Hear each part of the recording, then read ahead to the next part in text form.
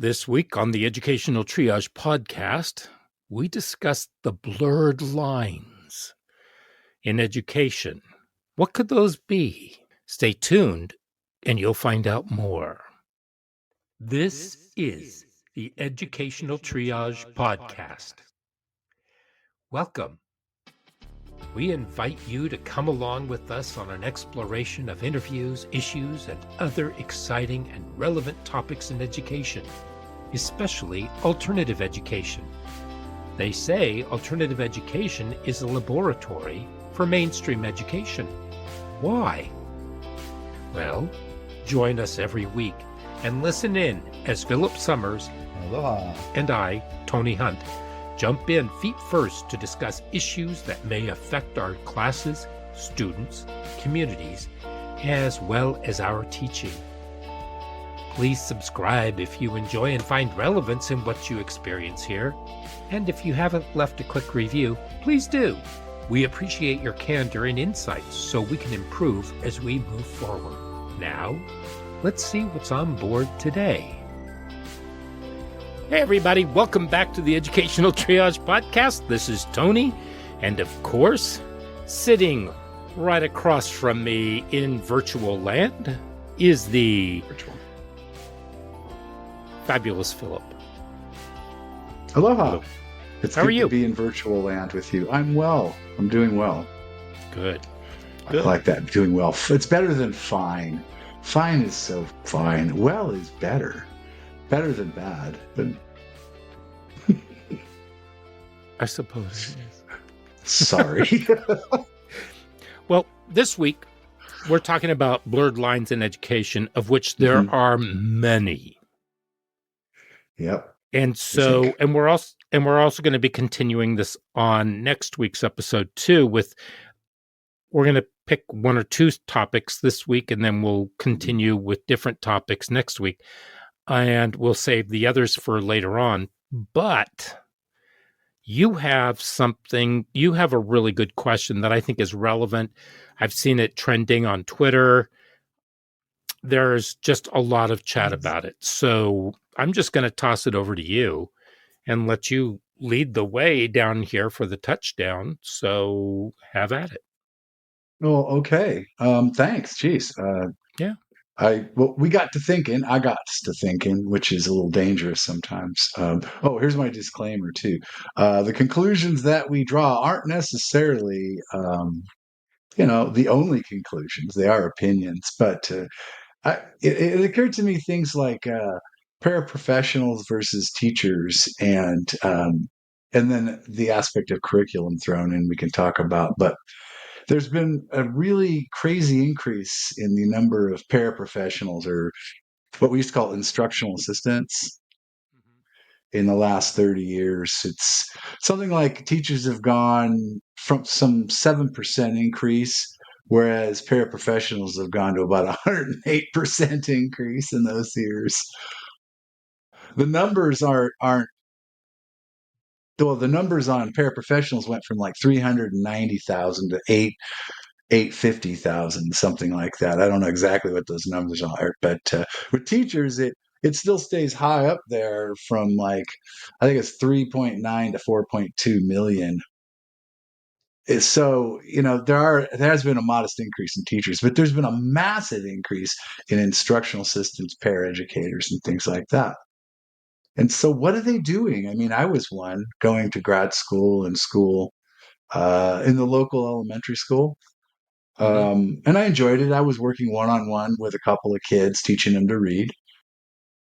It was something that was well into my pay grade, even though I was in junior college, but I could teach kids how to read. And there was maybe a few of us, a handful, but the teachers ran everything. And then I've noticed over the years that a lot of rooms whole rooms are being run by like paraprofessionals, or there's one teacher and like three of them. And it's very interesting. It kind of makes me wonder what some of the roles are and how they've increased or decreased. I mean, for example, when it comes to curriculum and administering curriculum. The difference between a teacher and a paraprofessional, of course, would be that teachers, they develop curriculum, they deliver it, they grade, they make the decisions that are paramount in the classroom, and paraprofessionals make none of that. However, there have been programs that I've known of where being online curriculum, that curriculum is created online, it's delivered online, it's graded online at a student pace. And so a paraprofessional is kind of working like a teacher, doing the things that teachers would do, but they don't have to do that online stuff, that grading and the stuff that teachers like to do because the online thing does it. They Right. So sort they of don't need they the know how to administer. certifications. Right. And we all know that the certifications are talking about emergency licensures for people. They don't necessarily have to have, well, back in the day, I had to have a master's. It was a master's degree or nothing. And Mm-hmm. now, in some places it's lowered to bachelor's and even lower than that. And so those are also paraprofessionals, unless they're hired as teachers. But generally, paraprofessionals are hired hourly and they're very cheap and they have very few rights. They're very underrepresented. That depends on the state and whether or not they have the right to work or if they have a union or what's going on. And They usually, yeah, generally they, don't. There's and very even, little research on that. right.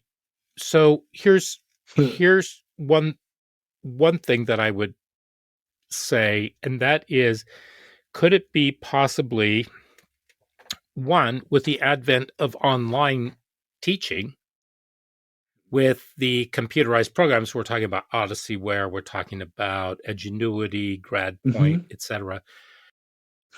My We're also talking fear, about state testing. right? There were testing Yes, coordinators in each yes, building testing that were coordinators. responsible for yanking Mhm, kids out of class and getting them to take yeah. right. And they were not teachers doing that. Yeah. My fear is that they are replacing teachers in alternative ed with classified, with Mm. paraprofessionals, because that way it costs them a lot less, and that Right. and it's like a one and done kind of thing, and so you just put it in their Mm. hands and you don't need to have the teachers do it, which I just, Makes it makes my blood boil is what it makes does. good sense too, business wise. And that I think is Right. one of the problems. Hmm. These decisions aren't made on behalf of the kids or the teachers. They're made on behalf of what's economic or what makes, quote, business sense for the school district. And it makes a ton of, again, we're talking about blurred lines, and I don't want to put all the dots on there and all the yarn going between the pictures. I don't want to go all crazy Nash guy, but it seems to me that there is this. Yeah, as soon as testing started to take hold, there was the testing coordinators in each Hmm. building. There was the testing coordinator district wise, and she was a haggard, mean woman. She worked too hard and was not pleasant about it. And there was She a only snapped at me department of twice. testing. Only twice. You only met her 3 times, right? No. So, No, I used to every talk time I to her saw her, quite she was. frequently. Oh, every time I saw her, she was just harried. I mean, I think we were a stop on her 10 school route that day, which had to be Oh. stressful. Hmm. But yeah, and that sort of thing happens. And I'm noticing the paraprofessionals are working under the administrator and she's administrating them. It's very interesting. And they're not treated as peers, they're treated as underlings. They definitely are. They're treated as underlings. And I've actually known some of those people that did that testing stuff really Hmm. insightful, had some suggestions and were shot down. Sounds familiar because they're the ones working with the test. Yeah, well, Yeah. telling their boss it would be better this way. No, it won't. Well, it would be because I've worked it and it does work better that way. But yeah, there seems to be a lot of blurred lines. There's big increase Hmm. in That the Paris well, and all over. the other category that I would have to say that there is are the number of paraprofessionals that are hired for special ed. So when you mentioned one teacher with 3 students, It made Hmm. me consider, one, that there may be a high number of Yeah. special ed students in that class. Two, Yeah. there could be a lot of students with language needs, ELL. Hmm. Hmm. And so we do have the need for them to be working with students to help them get through the day, because they only have one period of English language learning, ELL, Hmm. during the day, and the rest they're put into regular classrooms, into regular class settings. So it'd be kind of like if you came in and you were, let's say, a 10th grader, and you moved from your cozy little home in Vancouver, Washington, and they plopped you down in the middle of Bulgaria, and they just started handing out assignments, and nobody spoke. Well, they probably do speak some English, but it's, you have to learn the language, and Hmm. it Yeah. takes, and the data is that it takes up to 6 to 7 years in order to attain academic language. And here we're Hmm. expecting kids to be able to make it through within 1 to 4 years at the secondary Right. level in order to be able to get there. So we have Well, here's those. another We one. have special ed students who have Yeah. Lord What if knows you what have a kid who's needs. just autistic and they just don't maneuver well? I mean, going from classroom to classroom is not something they'll do autonomously. Then they'll Right. have a one-to-one. And I've seen that quite a bit, Hmm. a one-to-one. So the inclusion is possibly part of it. I'd love to. I Right. researched a bunch of reasons why, and it doesn't, there's not a real clear line anywhere. Depends on the questions you're asking, I suppose. But I couldn't find things such as, are there more instructional assistants, teaching classroom material, for example, or is the increase due to the inclusion of kids in schools? It Because could that's very well important. be. It could very Yeah, well be. But to have, a 1-to-1 how much did ratio. you say, Yeah, an 800% increase? well, it was 108% 108, increase. Yeah, which is 800, but yeah, that's, extraordinary. which is still pretty it increased quite a bit. And so I have to wonder, how that's happening and where that's blurring some of the lines. I've actually known people who were technically paid as an instructional assistant, but were teaching in a classroom as a teacher while they were working to get their education because they had worked in that building so long. They had earned the trust, Right. but they didn't have the credentials. So how did So they that's teach it? that's I mean, definitely they taught it just like a teacher would. The only thing is they're an IA.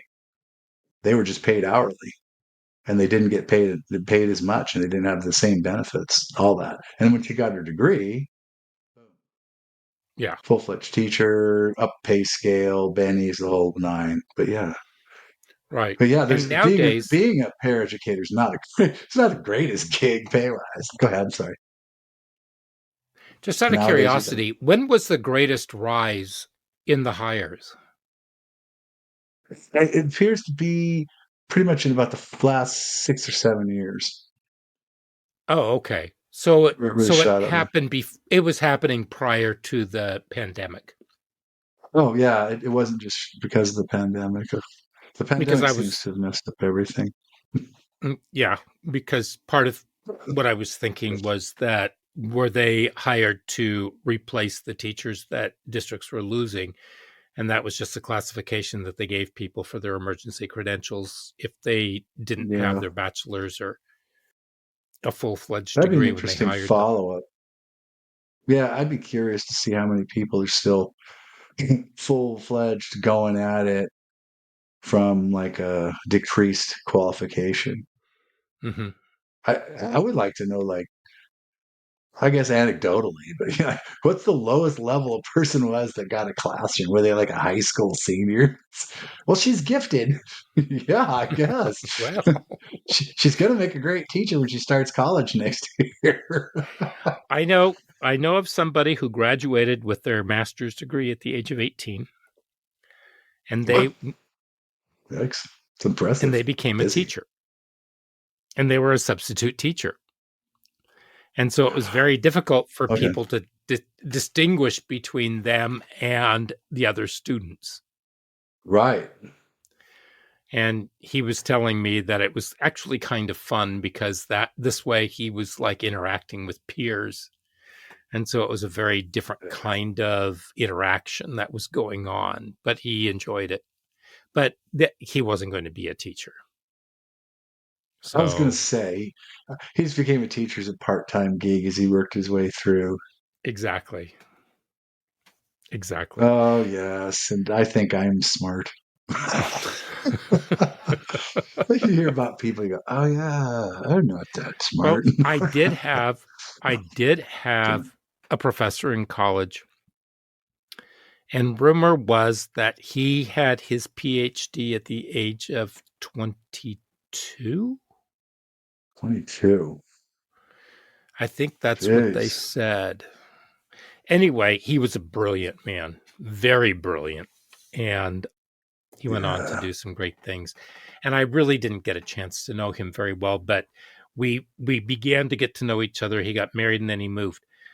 And yeah, so it Wow. does happen, but by the same token, back on track, Mhm. the there is this huge also increase in administration, which is 88% over the last 20 years. Yeah, that's a pretty big number. If we're talking about 108%, that's darn So, near there, 88. Yeah. and I'm questioning the dollars and cents that business wise that this actually makes. Why do we need to have so many administrators? Is it because we have such a contentious relationship with the community that there are all these lawsuits that are happening? Somebody told me that, well, we have all these federal mandates. Well, why do we have all these federal mandates? I mean, what are the federal mandates that are telling you that you have to spend more money on administrators than you do on the bloody kids that you're supposed to be there to be teaching, correct? Yeah. Essentially, that's the model that breaks. When middle management and upper management get like all the purpose, attention, and resources, and the whole Mm-hmm. purpose of the place is just completely disregarded. School, what? Teachers, kids? What? Oh, that's right.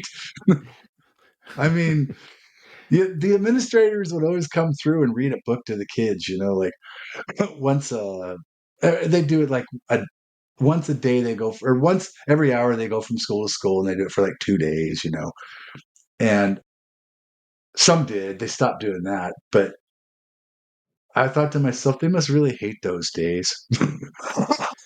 Well, actually, It's like, oh, I gotta go make the school tour. It's like, oh man, I gotta go read that same story. my former superintendent has made it her mission now to Yeah. spend 15 minutes in every single classroom in the district. What up? Yeah, Now, that's exceptional. well, this way she will have a picture of what's really going on in the classrooms. Well, no, that's not true. She'll make more of an appearance, but That's not, yeah, it's very artificial. oh well, I that would mean, be, yeah, yeah. No, not the purpose would not be to learn everything there is to know in 15 minutes. no, no, because I mean, in one way, it's just her making an appearance so that everybody sees her there. Yeah, But it's, and there's something to that. maybe But to yeah, establish some kind of idea as to what is happening in the classrooms. But how much of that is going to be artificial as well? Because if let's say that I'm a first, second, third, fourth, or fifth year teacher, and I don't, not a veteran teacher, but I also know veteran teachers who will be just as much on, oh, what's the word? They're going to be on edge having this yeah, person come in and they're going to feel judged and everything. And So they want to make the right appearance. And you know me. I mean, I would just say, well, here's what we're doing. Just sit over there because we're busy.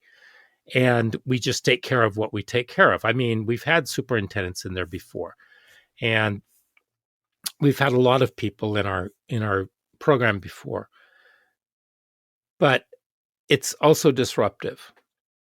Mhm. So, and all of this is on the heels of an incident that made national news.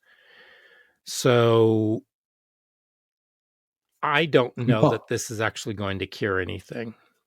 no. But Well, now that's it, it's exceptional. It's exceptional to get out of the office and actually go to classrooms is what I meant. But to think that you're going to do anything more than that, especially on a mhm, PR campaign, boy, that sure sounds like politics and office stuff. it's entirely politics.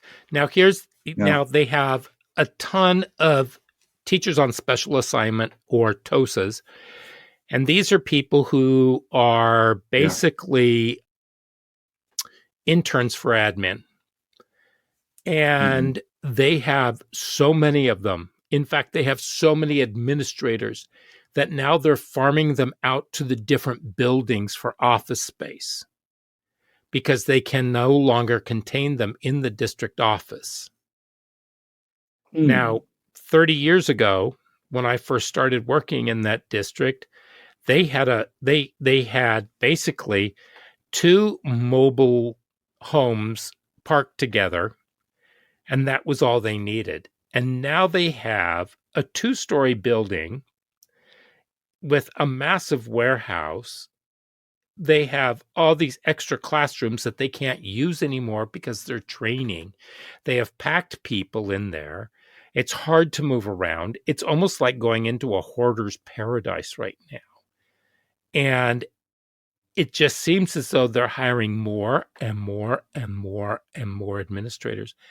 And I just don't understand the purpose of why. Because the number of teachers that they're hiring isn't Hmm. following suit. The number of students isn't growing. In fact, it's That's dipping a true. little bit. So, why Hmm. do we have so many administrators with a stagnant population in a sense? Hmm. Because the number of students, number of teachers is approximately 9%. That's important to note too. The teachers and the students have an exploded number. Yeah. So, that there seems to It be a yeah. disconnect. And I don't know if there's going to be a trend where they put everybody onto online Hmm.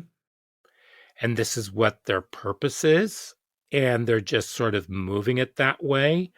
I don't know if I really don't know. I mean, I can't conceptualize what's really going on here.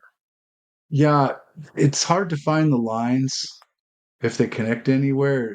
I have some assumptions. I We had the assumptions, for example, that online education can be administered by a para. So who needs a teacher when you got that? That's the teacher.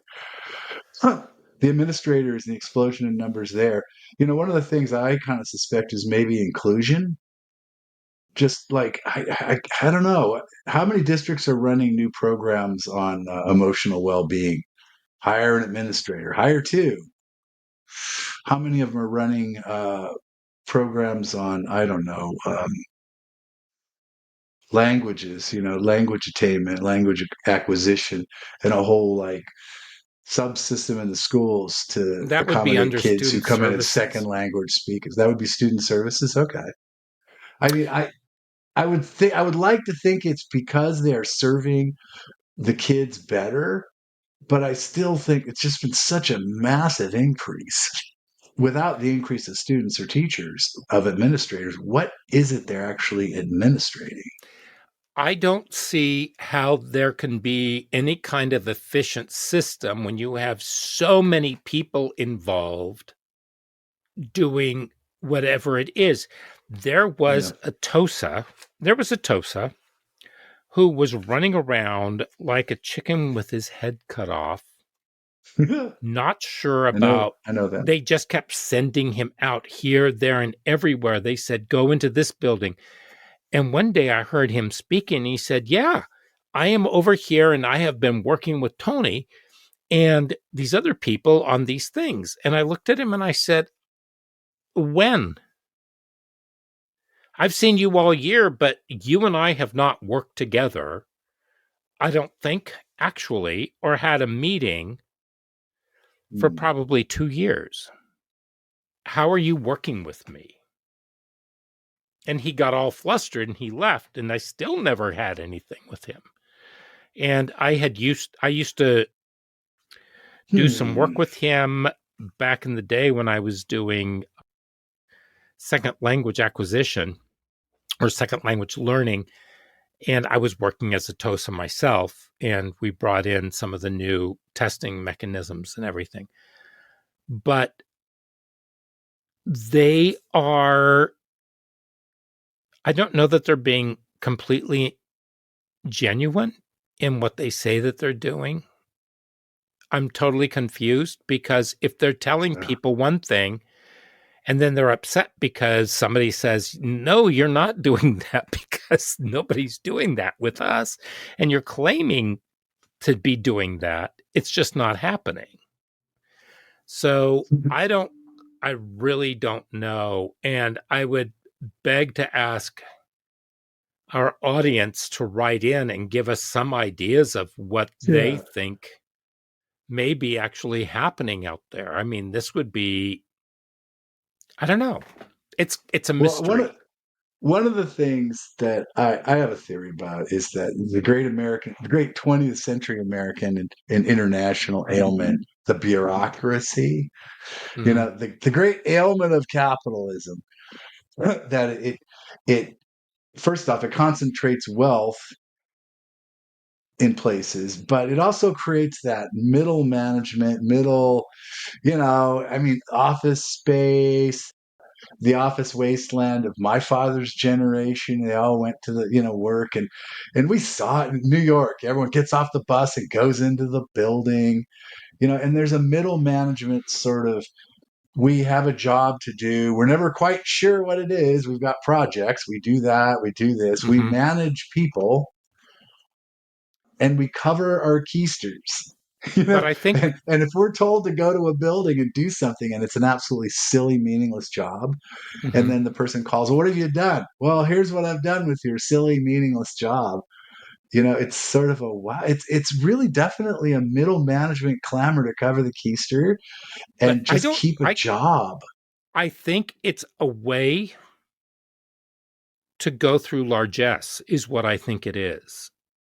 Oh, Because there's when you have that. largesse, because some people believe that Yeah. having all these underlings that they have direct Mhm. contact and that they have supervision Hmm. over is some kind of, it's a power mechanism, I have a and you parking have the spot. I money to am be doing it. somebody. Yeah, it's true. There are perks that come with that, and people, they don't understand, that because you're called that doesn't necessarily make you that. There's, I noticed that I looked up the qualifications of, or rather, the qualities of being an administrator. Generally what is Hmm. being taught there, Hmm. and a lot of the things, emphasis on leadership skills. Right. I have met few leaders amongst the administrators I've worked for. Few, Oh. if any, true leaders. For someone who's studied it, been introduced to the concept, teachers aren't. We're not given courses in leadership, and we're amongst the wow, trying to like lead a group of freaking fifth graders someplace. I'll tell you, I don't know if we need a course in leadership. That's an innate skill, but we don't have any of that. Administrators do, and they're terrible leaders. Most of the administrators I've worked for were aloof, if not just generally kind of not qualified, not focused. I got the feeling that I was only a minor part of their concern or job. Hmm. Yeah, I never developed a relationship except for with one who was, by the way, in the building and talking to us all the time with an open door. Now, she was a Right. leader, Right. I don't know what she studied or if she studied leadership skills, but she was a leader. Very few are. They're doers, they're movers, they're shakers, they're, oh, look at me, I'm somebody, I got a parking spot, yeah, I got a title. But they're not real leaders. You wouldn't fall in behind them. You'll comply, but you won't follow them per se. The You won't difference trust them. is the difference is that they get into it for the money and for the prestige. They do, a lot of them. They They want it has a the lot to money. do, as I said before, with control. Now, the one that you're talking about was in it for the kids. How do we best serve the students? Yeah. The other Yeah, it was clear administrators, too. the majority of a lot, I've met great leaders along my way. I really have. Fantastic, Right. fantastic people. But then I've been in tons of different buildings in different districts in different towns and countries. But when you have people who are more impressed with themselves and being able to point to things and just are very laissez-faire as far as what's happening over here until they get word that this has to happen, and then bam, by golly, that's what's going to happen. And so then they Right. become this authoritarian figure.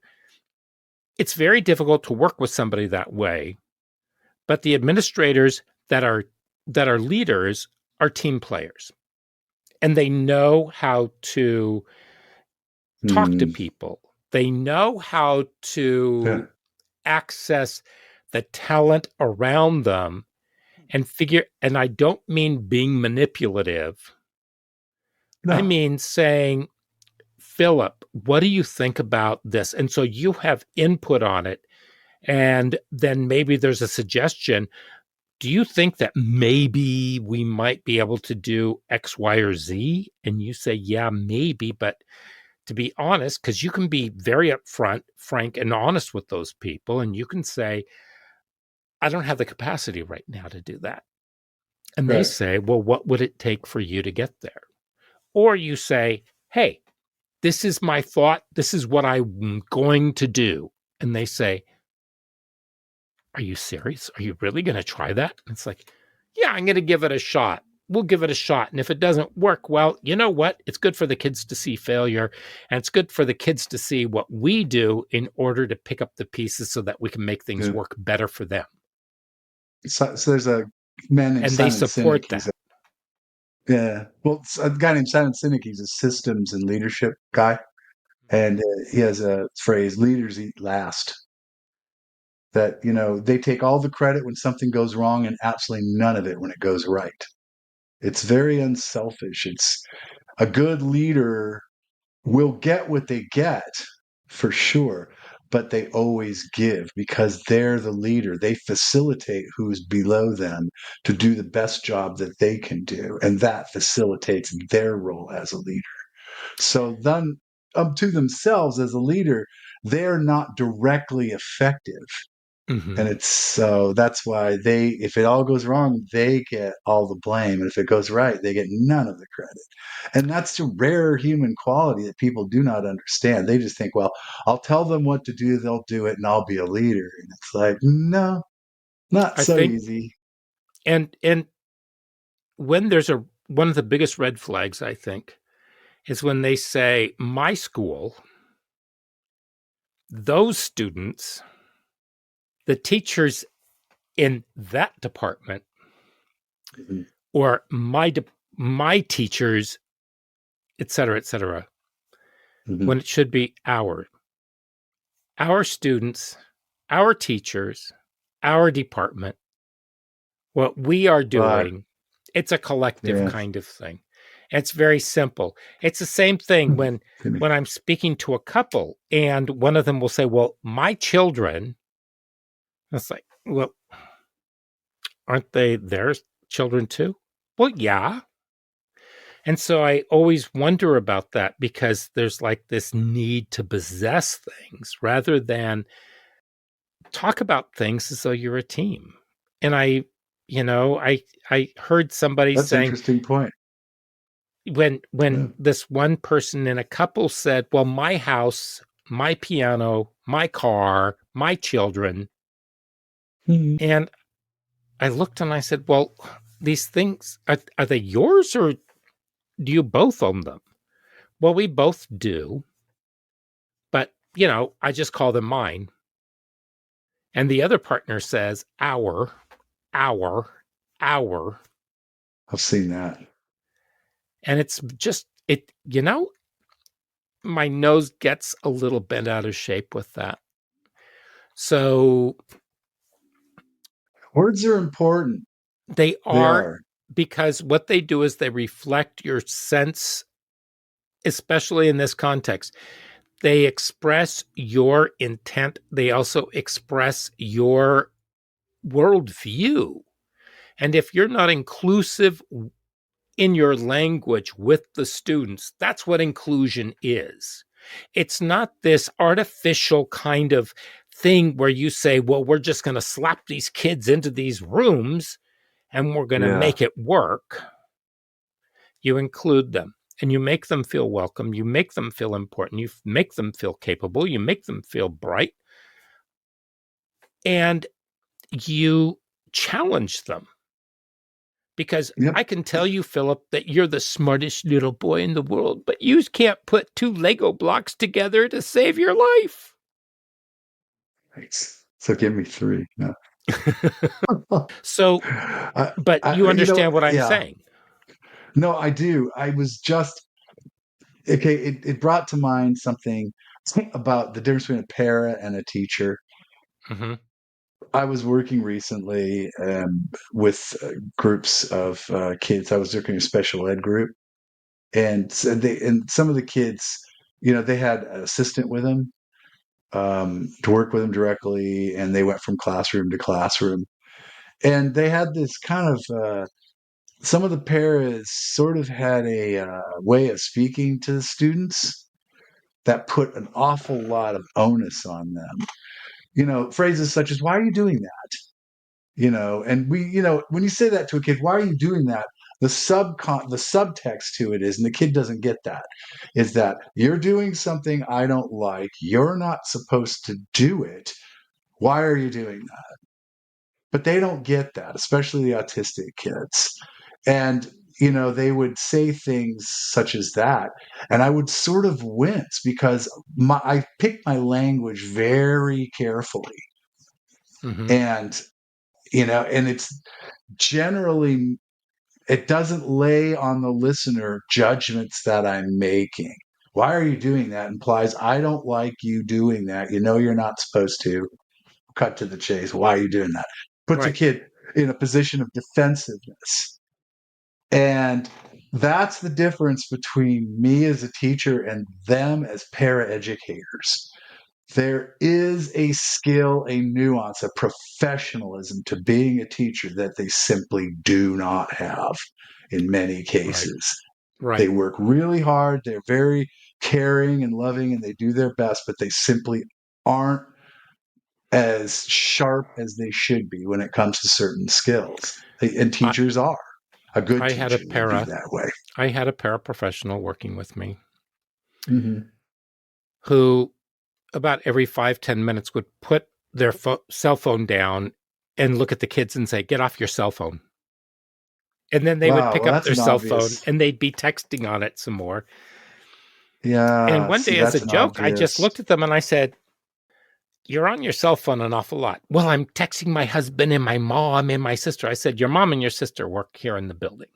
You can just, you don't need to Yeah, be you on can the see on him your at cell phone lunch. quite For that God's sake, much. I'm saying the same thing to kids. You'll see him at lunch. Yeah. And Yeah. but there is so much time that's wasted on their cell phone.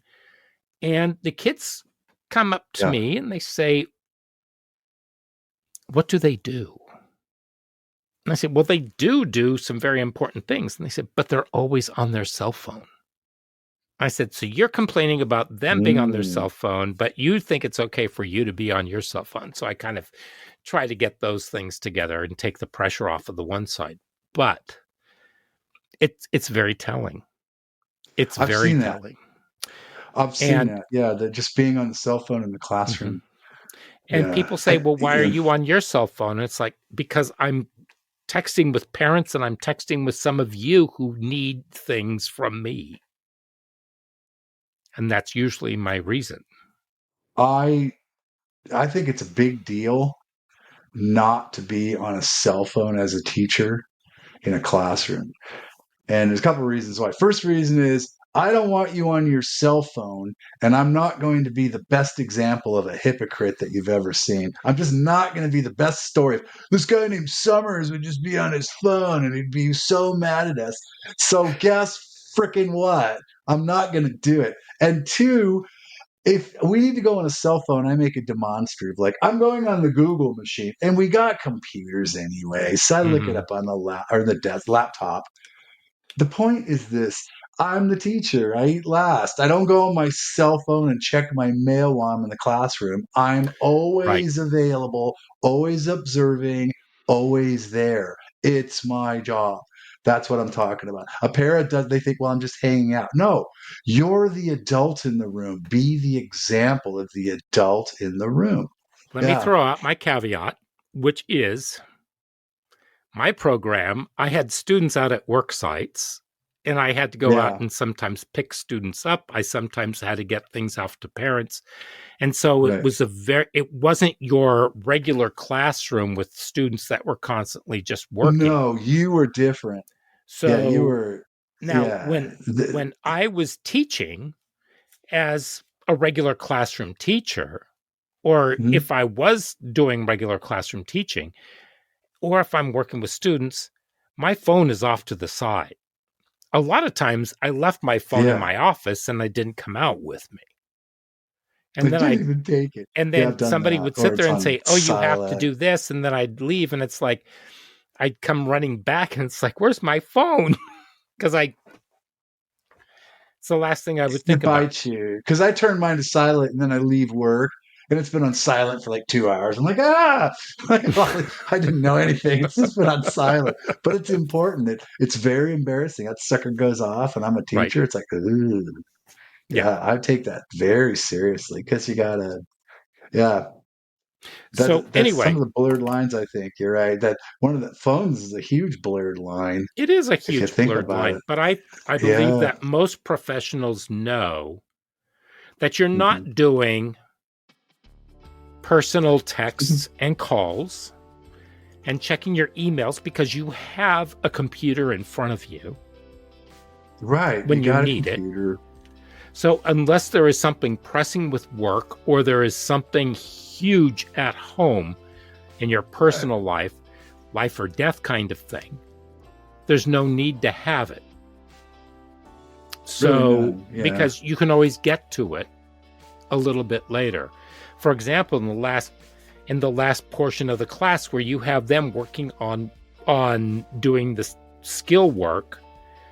So let's say that you have them doing math, they're working on the problems there, and so you can go around and you can help them, but you've Oh, already right. also facilitated an extra thing so you can do almost like a flipped classroom. So when they get home, they can see you explaining it again and they can work on it there if Mhm. that's what they need. Or if they miss school, it's there for them to look at.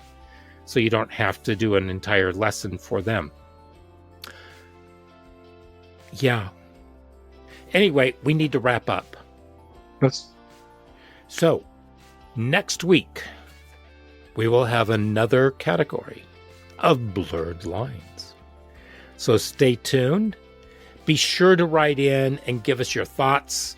And we look forward to listening to you and hearing from you and seeing you again next week. So until then, keep your feet on the ground, reach for the stars, and adios. ah.